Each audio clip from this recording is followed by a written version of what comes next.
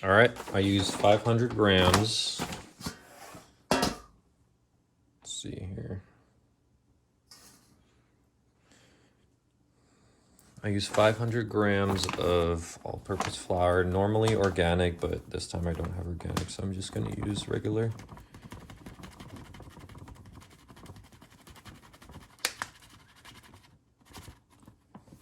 It's a little too much.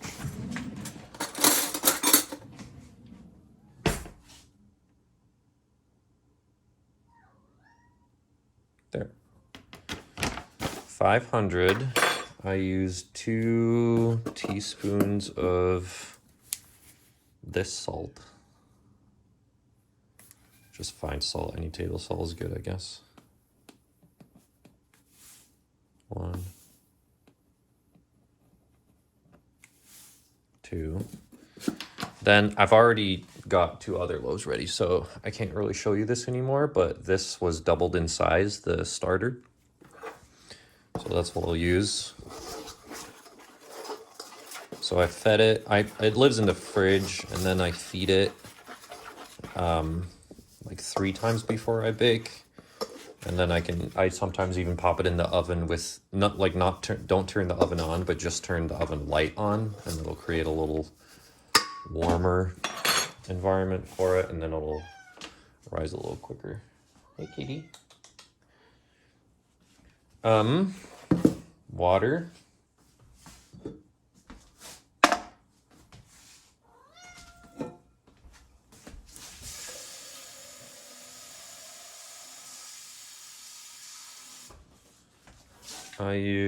For the other 2 that I'm making, I use 375, but it really doesn't matter that much. It kind of depends on the flour you have. Usually I use 370, 375, 380. Kind of depends on, I don't know, what I feel like, I suppose. But 375 is kind of my go-to. If you use different flour, then your flour might need more, or maybe it'll need less. It's easier to get bigger oven spring with less water, though. So if you really want to try out for oven spring, you could even do like 370 or even 360. But 375 is kind of my go-to. This is the flour I use, by the way. I try to get the organic one, and then I'll have like a little green label with organic over here, but this will do just fine as well. And then I have my starter that I fed 3 times, and it doubled in size. I had it in the oven. And then, I don't know if I'll have enough or not. We'll have to see. Sometimes if I want to bake the same day, I'll use 100 grams of starter in here.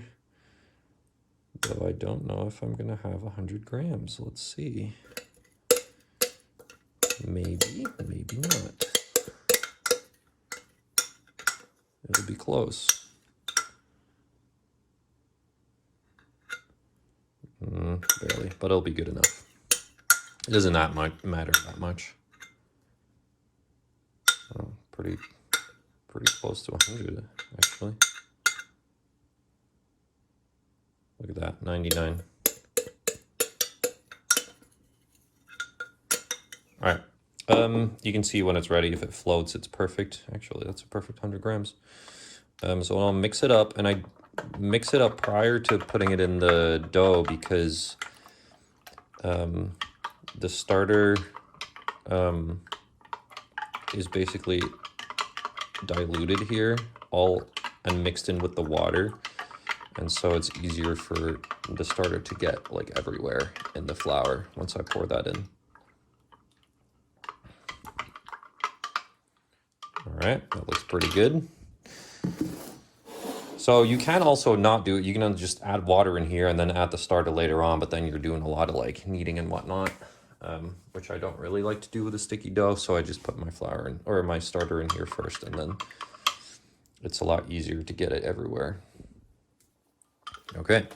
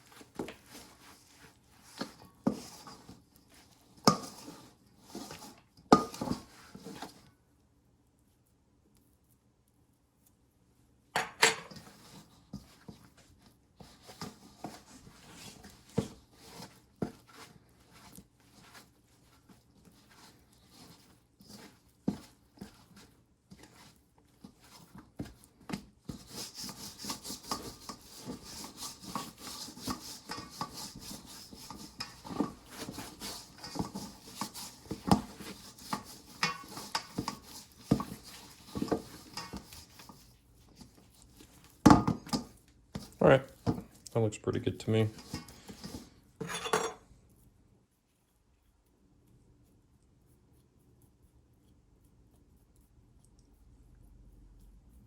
All right, I'm gonna cover it up with a wet towel and then let it sit for like half an hour or so. All right, it's been about 30 minutes since I put that in the bowl. I'm gonna do some stretch and folds right now with wet hands. I'm gonna take this dough out.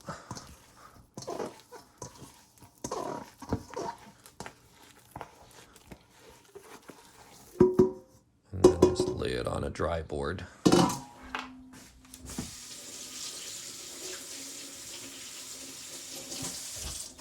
Then, with wet hands and my bench scraper, I'm gonna make this wet as well.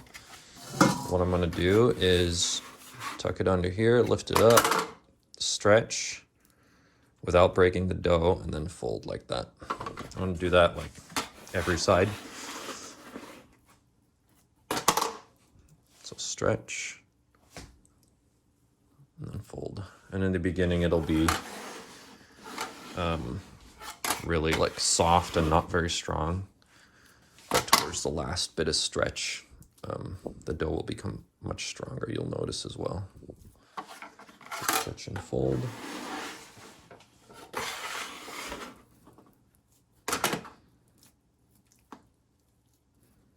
It's already becoming a little stronger. Kind of depends on how much water I put in it, or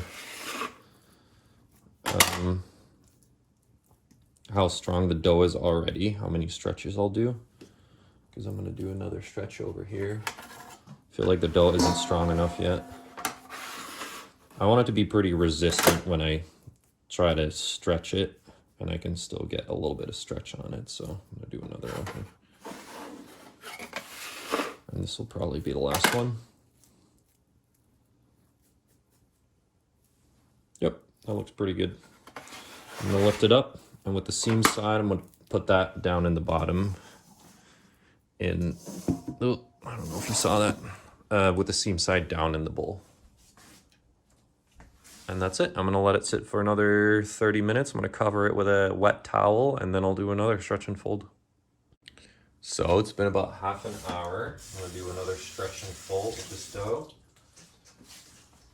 If you remember, we put the seam side on the bottom. So as I'm taking this dough out with wet hands, I want that seam side that I put at the bottom previously at the top right now. And the reason for that is, so I'll flip it over so the seam side is not on the top, because we've been folding over on this side. If we would have the seam side at the bottom and start doing those folds, then I would go the other direction in what I've just done, and that would counter a lot of the work that we've done already. So we want to do the same folds in the same way. So just stretch and folds. And the dough is already a lot smoother, as you can see from when we started. It's a little easier to handle as well.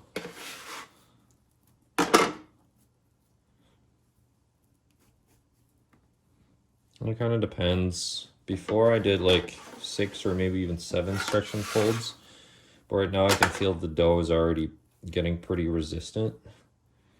And so I might get one more in here, but I think that's going to be it.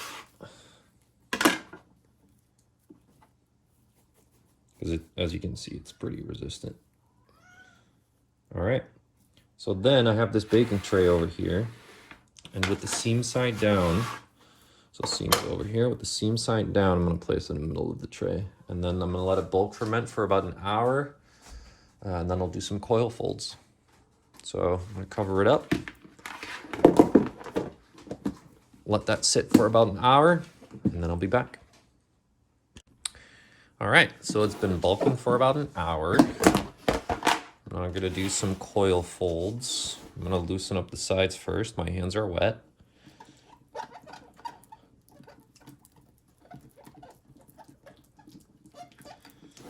Loosen up the other side.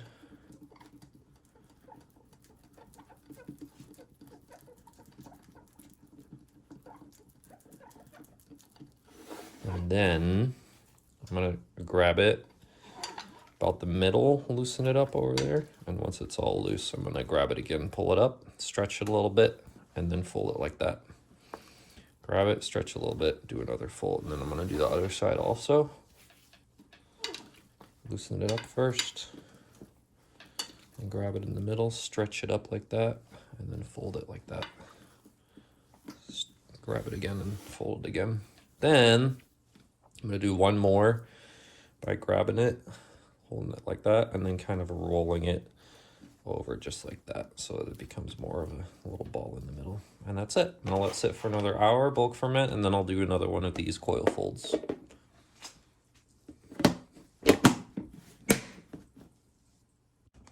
All right, it's about an hour later, a little over actually, probably like 70 minutes. It doesn't matter too much, but you can see that the dough is flattened out, so I'm just gonna loosen up the sides again.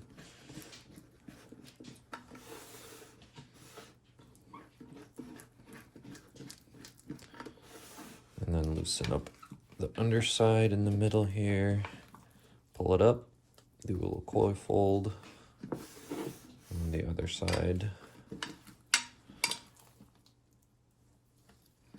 I can feel that the dough is getting a little bit more airy. All right, last coil fold here. There we go. That's it. Cover it up for another hour or so. And we'll see what it looks like then. All right, it's been another hour and a half or so. And you can see some bubbles form. I got wet hands, so I'm gonna do some more coil folds.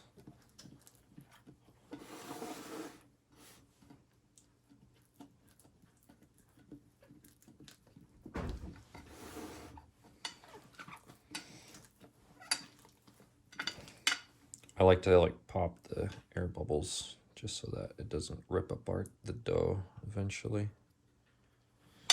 Okay, so stretch and fold them, or foil coat them, I mean.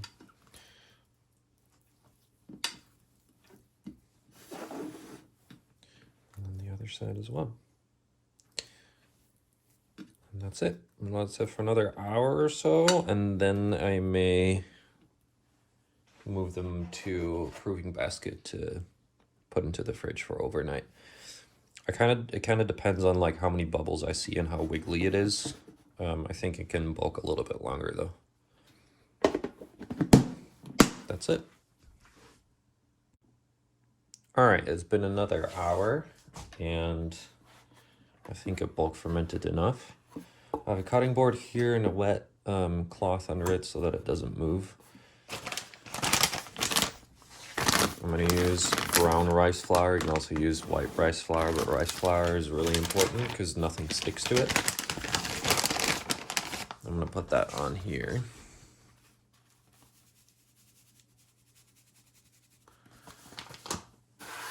And spread it out.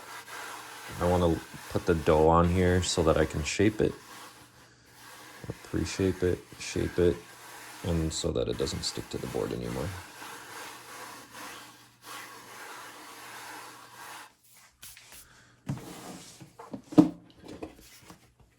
Before I do that, I'm gonna do one more coil fold and then I'll turn it over onto the board.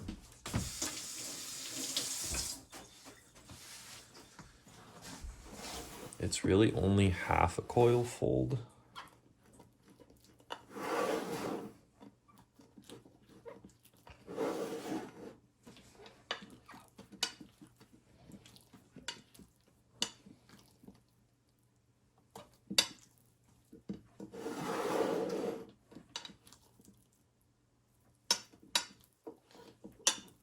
So normally I would do one more, but now I'm going to use this to put it on the cutting board over here and then roll it up.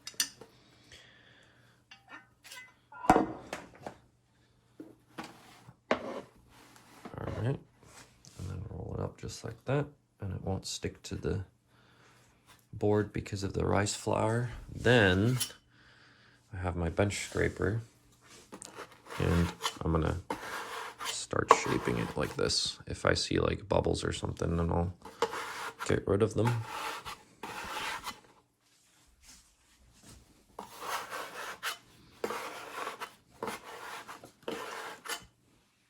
There's another pretty big bubble forming over here. There it is.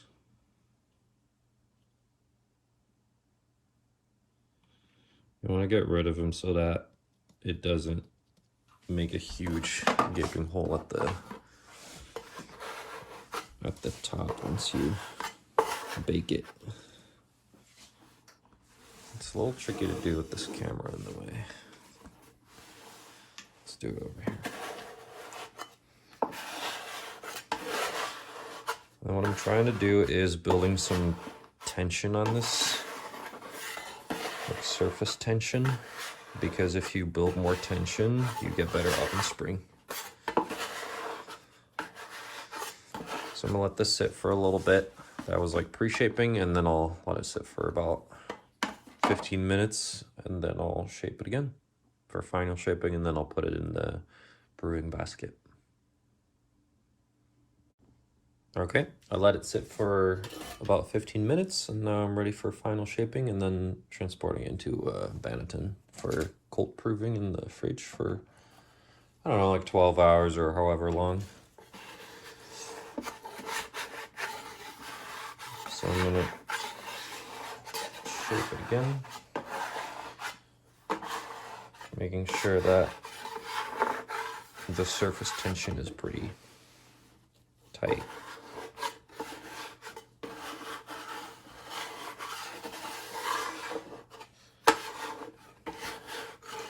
And then before I put it in, I like to put another layer of rice flour on top so that I'm absolutely sure that it doesn't stick as I take it out in the morning.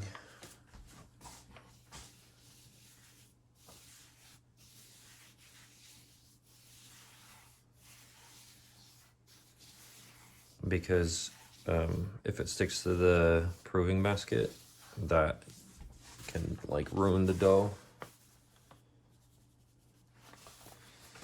So that's the last thing I want.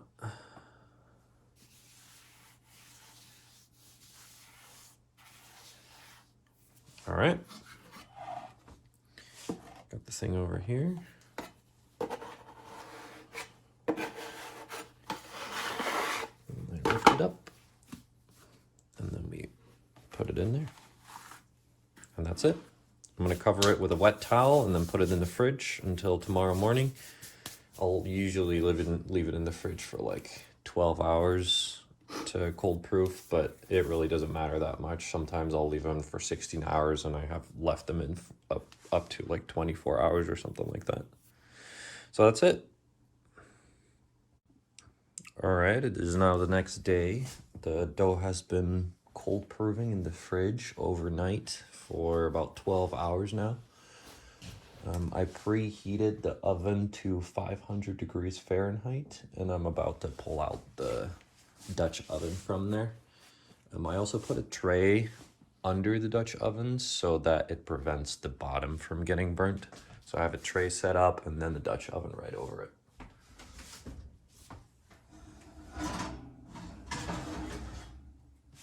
So I preheated it at 500 degrees.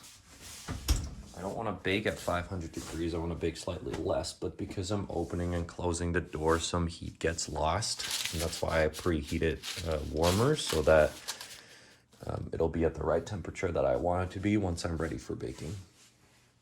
I'm gonna leave the lid on it for now and do some scoring first. So I'm gonna take this off. This towel's wet. Flip the dough on it.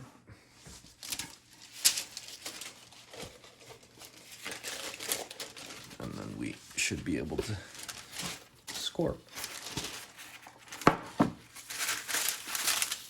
So I used a lot of rice flour so that I'm absolutely sure that it doesn't stick to the bottom, which it didn't, which is good. If I have a lot of rice flour left on it, sometimes I'll take a little brush and brush that off. If I can find one, that is. There we go. Just to get some excess rice flour off of here.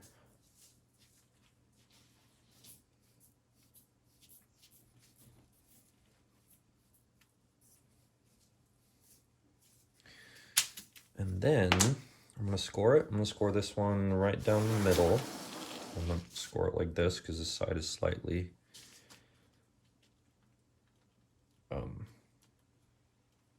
slightly shorter, I've noticed.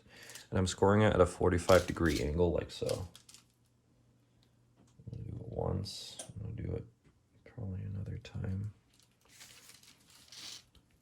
All right, that should be good. See what happens to that. What I also do is I use ice cubes.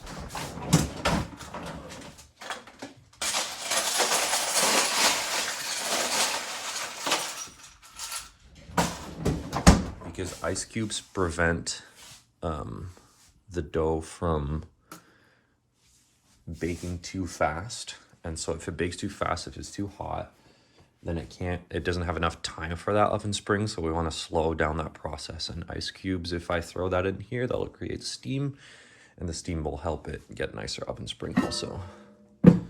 So I'll put this thing in here.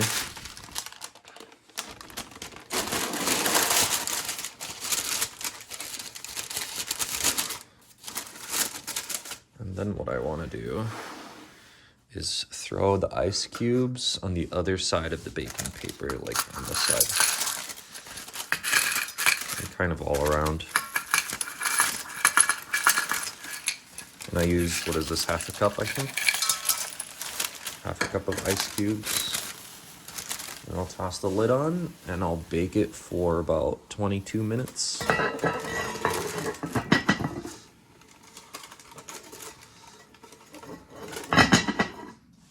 Bake it for about 22 minutes at 450 degrees. So I'm going to go down from 500 to 450. I'll toss that in and then I'll show you as well.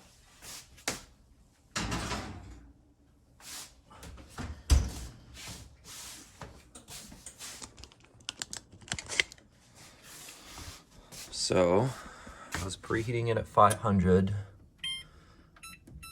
Gonna go back to 450, and it's warm already because I baked it, or I pre-baked it too hot. I'm gonna bake it for, let's do 22 minutes. And I have it set up with the Dutch oven there and then the tray right under it, so it prevents burnt bottom. All right, I'll be back in 22 minutes. It's been about 22 minutes. And I'm going to take the lid off the Dutch oven now.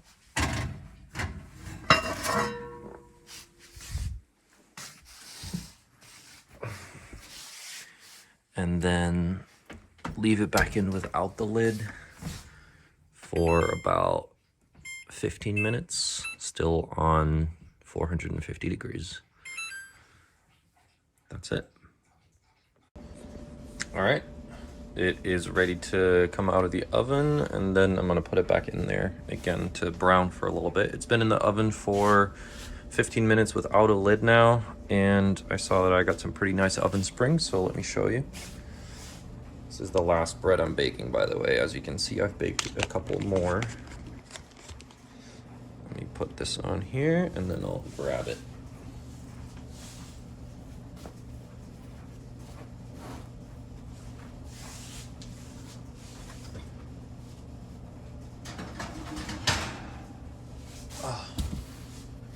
This is probably the one with the nicest oven spring.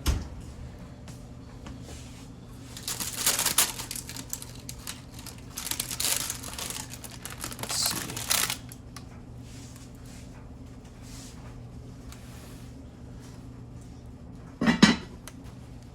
There we go. I'm gonna try to get it off of the baking paper.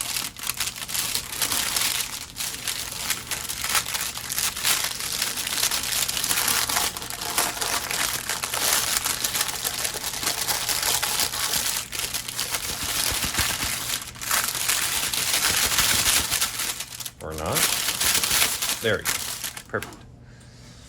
All right, I'm gonna take it off the baking paper and put it back in the oven for a little bit longer so it can brown, and then I'll show you the final result. Let me get this back in the oven, and I'll show you as well.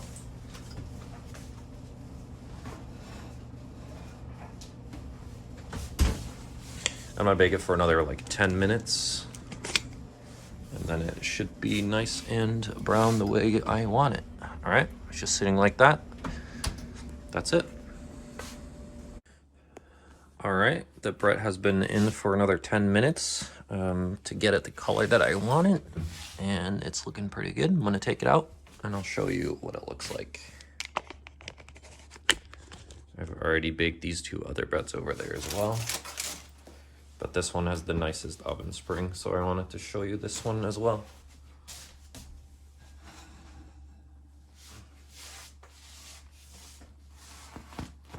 There we go. I'm gonna have to put it on a drying rack as well. I think this one got the nicest oven spring because I used my scoring thing, and I used the tip of it, like the very tip of it with this particular one, and I didn't do that with the other ones. So after scoring, I also let it sit out for a little bit longer, so that was a small experiment to see if that helped with oven spring or not. So I think in this particular case, that was why this one got the best oven spring. So it's looking pretty good. Bunch of blisters on there, which is awesome. And then I'm gonna put this on a drying rack over here as well, probably with these two others. And these are actually almost completely cooled. So I'm gonna put this on here so it can cool also, and I'll have it cool for the next 3 hours or so. 3 to 4. Probably closer to 4. I want them to be completely room temperature. Like this one is almost completely room temperature, and that one is close to. So that's it. Bake 3. This one's probably the best one, and I'll show you the cut in a little bit on the crumb. So it looks like this one is pretty much completely cooled. It's been cooling for 3 hours at least, and I'm gonna cut into it to see what we got for a crumb. So let's see if we can do that. Honestly, oven spring is nice, but I think it's more important to have a nice crumb. So let's see what we got today.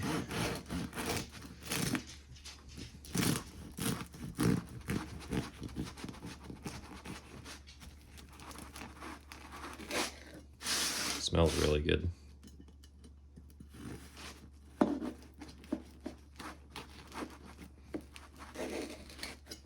All right, you ready? There we go. That looks pretty good. That looks amazing, actually. Very happy with that crumb. And then oven spring could have been a little bit better on this particular one, but I think the oven spring on that one looks wonderful. So that's probably the best one. Ooh, that's probably the best one I've baked today. Looks pretty good. And then this one is, they're all going to be similar in crumb because it all took them as long. Like I've bulk fermented them at the same time, so crumb should look similar.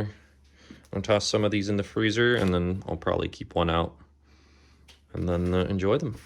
Thanks for watching. Hopefully you'll be able to bake some as well, and see you later.